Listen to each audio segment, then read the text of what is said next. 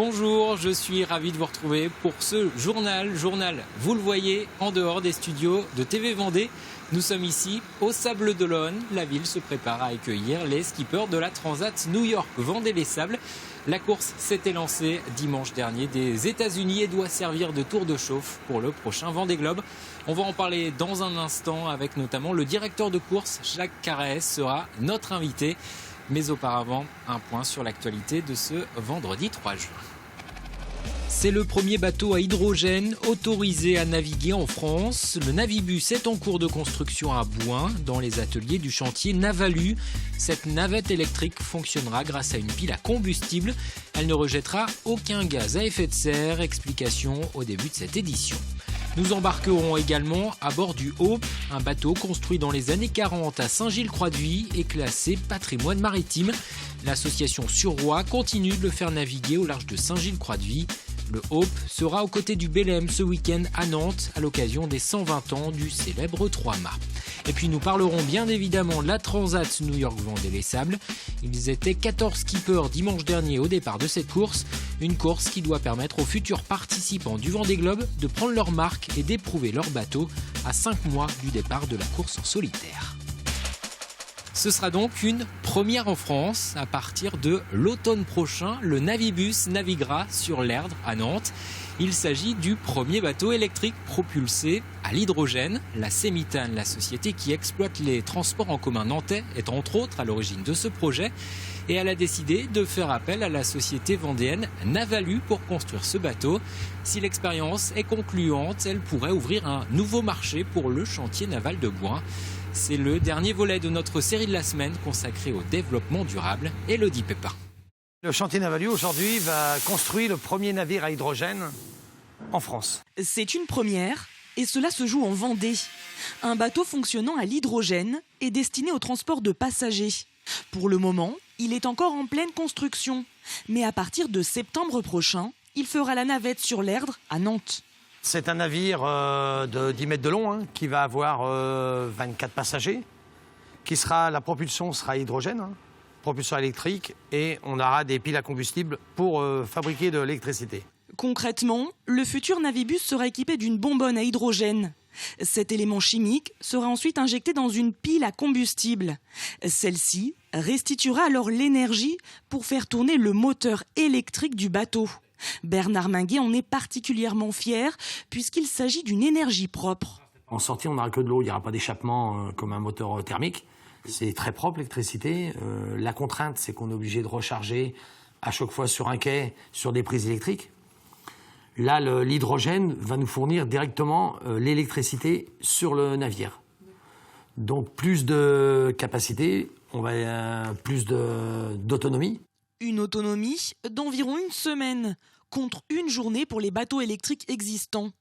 Un progrès technique qui a motivé ce chef d'entreprise à se lancer dans l'aventure. Au niveau de la société, ça coûte beaucoup.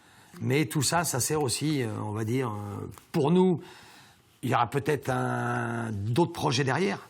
Mais il faut faire aussi avancer, si personne ne bouge, on va dire qu'on reste toujours là, quoi. Seul inconvénient de cette technologie à zéro émission de carbone, son prix. Jusqu'à présent, les industriels ont préféré investir dans l'électrique plutôt que dans l'hydrogène.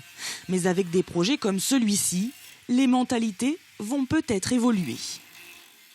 Et l'hydrogène, il en était entre autres questions ce vendredi à Saint-Gilles-Croix-de-Vie à l'occasion des premières assises territoriales consacrées aux énergies alternatives.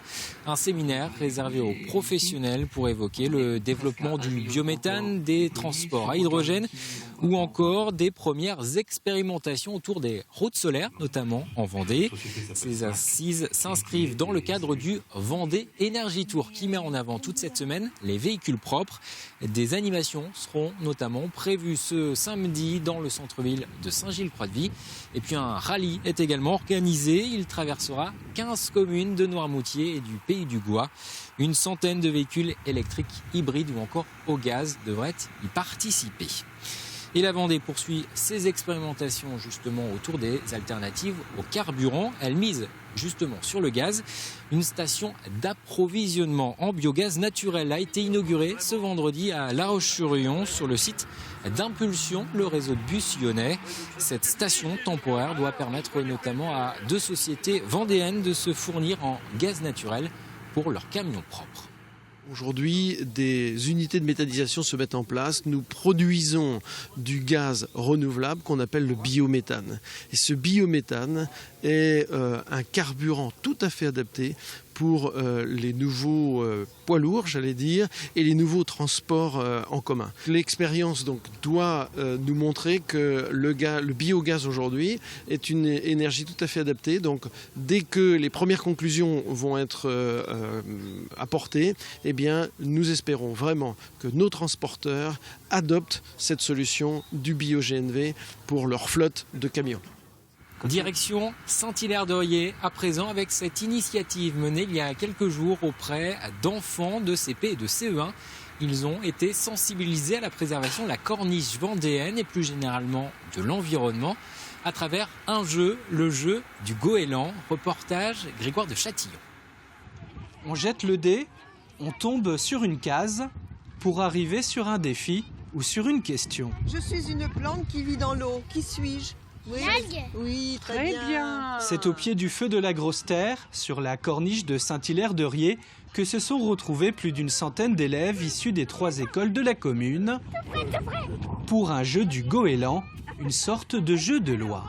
Le but de ce jeu, c'est de sensibiliser les enfants à la corniche et puis surtout leur faire découvrir ce site qui est un site protégé.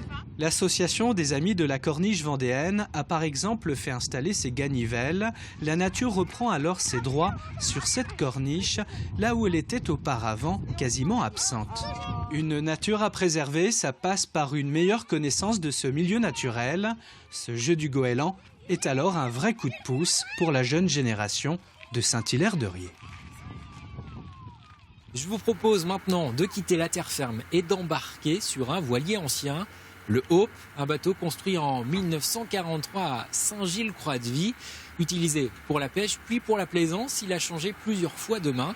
Aujourd'hui, ce sont les bénévoles de l'association Suroît qui l'entretiennent et font vivre ce patrimoine maritime classé monument historique. Le Hope sera ce week-end à Nantes aux côtés du Bélem pour les 120 ans du célèbre Trois-Mâts. Reportage Cyril Guillet. Montez, Marc. Dès qu'ils le peuvent, les membres de l'association du Suroît embarquent sur le Hope pour prendre la mer.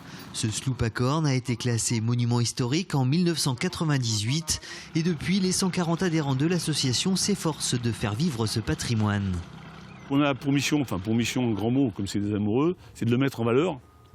Et le mettre en valeur, ici, mais surtout lors des rassemblements à caractère patrimoniaux. Donc vous avez l'exemple en Vendée à Noirmoutier, où il y a les régates du Bois de la Chaise qui met bien en valeur tous les vieux bateaux.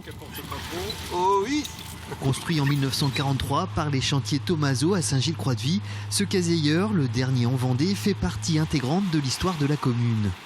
Commandé pendant la Seconde Guerre mondiale, à l'époque il était difficile de s'approvisionner en essence. C'est pourquoi le patron pêcheur Israël Chevrier a fait le choix d'opter pour la voile.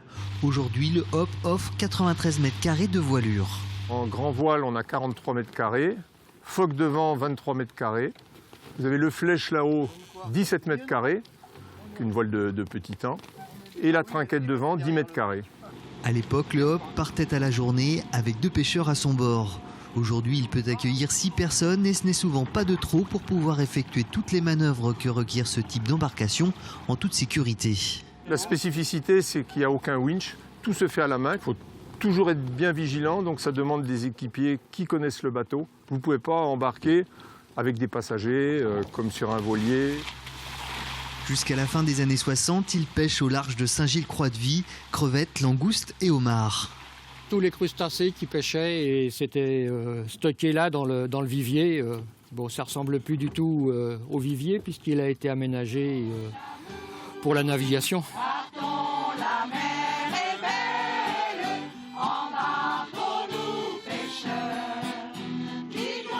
L'association gère aussi la Maison du Pêcheur et son musée consacré à la mémoire de Saint-Gilles-Croix-de-Vie et sa région.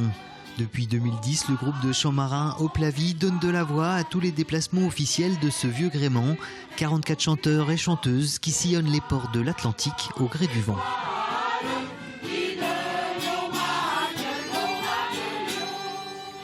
Retour donc ici au Sables d'Olonne. La ville se prépare à accueillir les skippers de la Transat New York-Vendée-les-Sables. Un espace course est en cours d'installation juste derrière moi sur l'esplanade du Vendée Globe. Un espace qui sera ouvert au public à partir de ce samedi et pendant une semaine.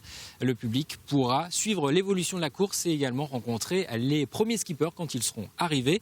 On va en parler tout de suite avec notre invité Jacques Carès. Bonjour. Bonjour. Vous êtes le directeur de course de cette Transat New York-Vendée-les-Sables.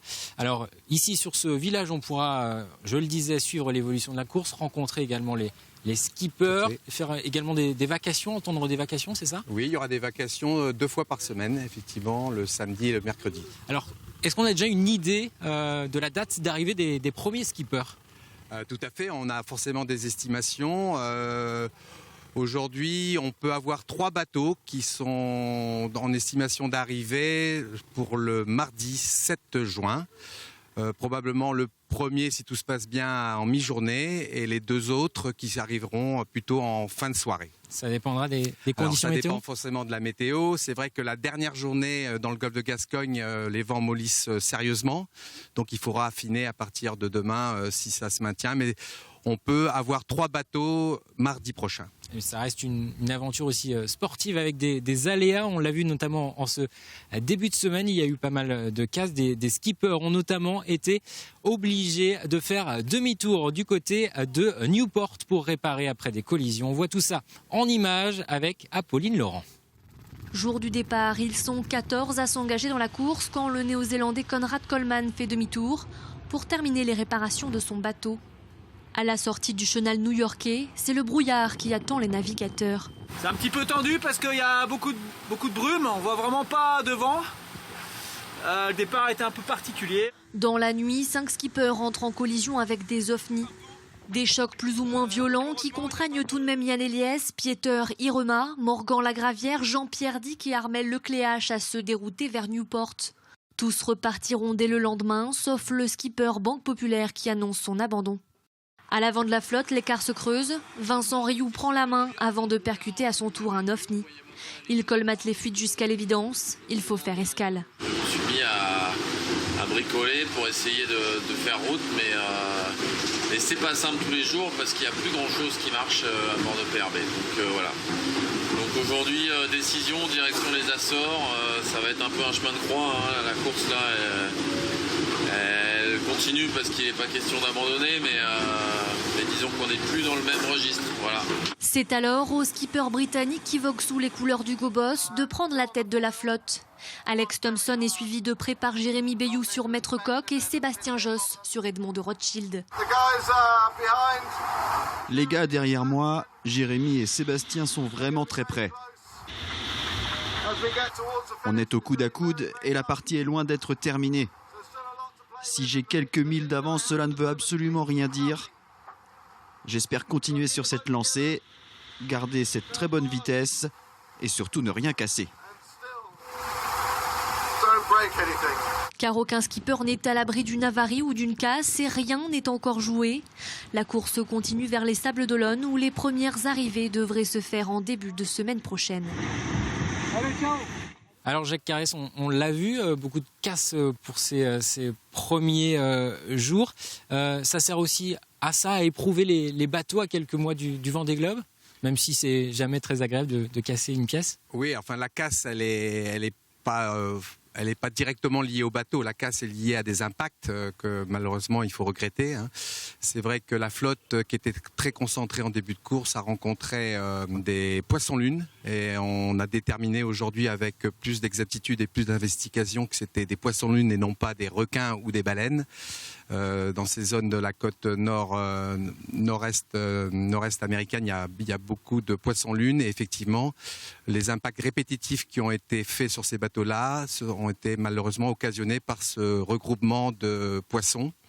sur une zone très étroite et malheureusement beaucoup de bateaux ont été obligés de relier Newport pour réparation puisque ce sont des foils ou des dérives qui ont été endommagées. Alors justement, les foils, ce sera l'une des grandes nouveautés de ce Vendée Globe 2016. Ce sont donc ces appendices qui permettent aux bateaux un peu de s'élever sur l'eau et d'aller théoriquement plus vite. On l'a vu, c'est aussi des pièces qui sont assez fragiles.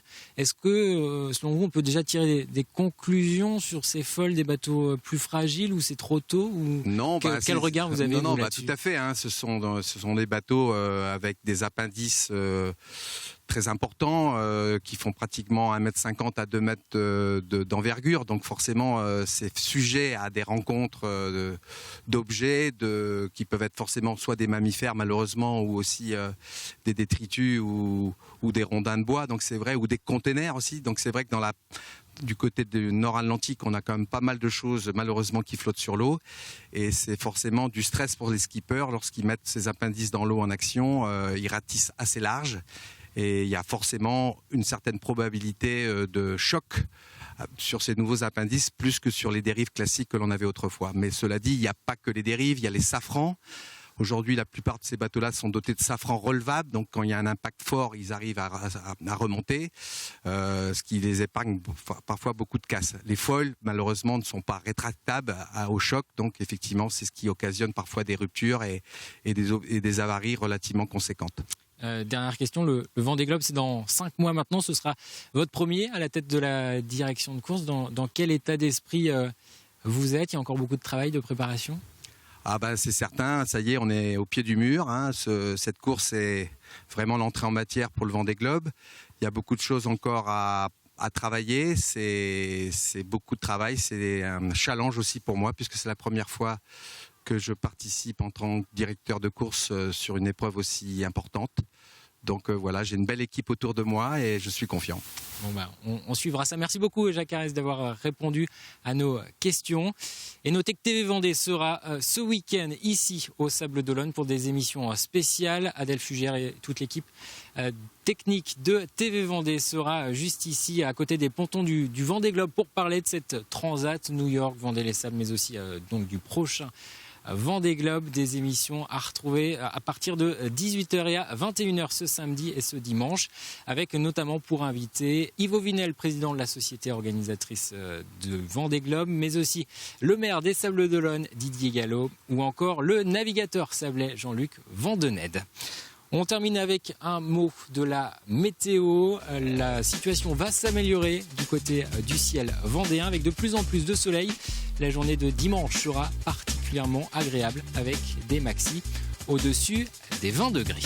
On termine donc ce journal ici sur les pontons du Vendée Globe qui devrait accueillir à partir de ce mardi les premiers skippers de la Transat New York Vendée-les-Sables. La course partie la semaine dernière des États-Unis et on se quitte justement avec les images de ces IMOCA au pied de la Statue de la Liberté. Je vous souhaite un très bon week-end.